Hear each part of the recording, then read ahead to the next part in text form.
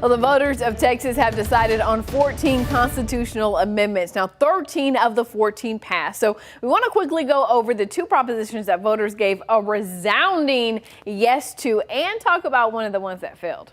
Only one failed. Let's start with Prop 4, $18 billion property tax relief plan the legislature, of course, approved earlier this year. 83% of Texas voters said absolutely yes to this one. All green on this across the state. No big surprise there. It is estimated that this property tax relief plan is going to save the average homeowner about $1,200 a month on their school property taxes. This is because of the maintenance and operations tax rate, which will be cut.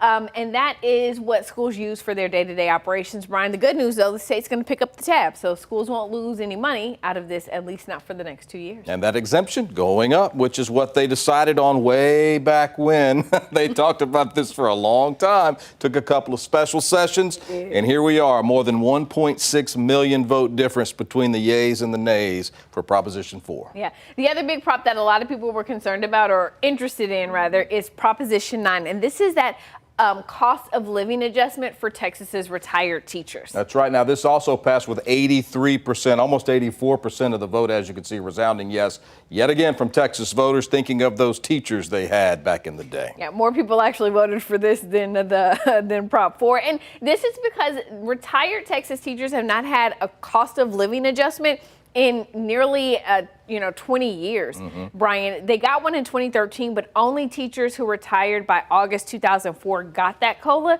So retired teachers have been struggling. There's also money built in for folks, retired teachers ages 70 to 75. They'll also get an extra check with this. It's a total of $5 billion, but that's all coming out of the budget surplus. So really good for retired teachers there. The last one we want to talk about is the one that failed, Brian. Look at the red. We didn't see that very much last night, did we? We did not, but this is Proposition 13. This would have raised the required age for judges and justices to retire from 75 to 79 years old, but voters said no. They want judges to take their time to retire once they turn 75. And like the first two we talked about, this one on the negative side wasn't even close. No, not even close. All right, great night of voting last night. Statewide, only about 2.5 million people, though, cast ballots, about 14% of registered voters all across the state of Texas. Yeah, pretty low turnout. We do want to talk, though, about some of the local elections that voters weighed in on. There were a handful of school district propositions, specifically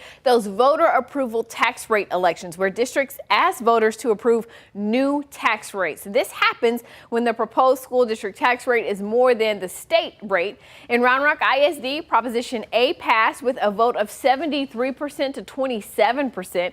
Now, the tax rate will be about 91 cents for every $100 of a home's taxable value. This is estimated to inject $19 million into the district, which will be used to give all of the staff a 3% raise.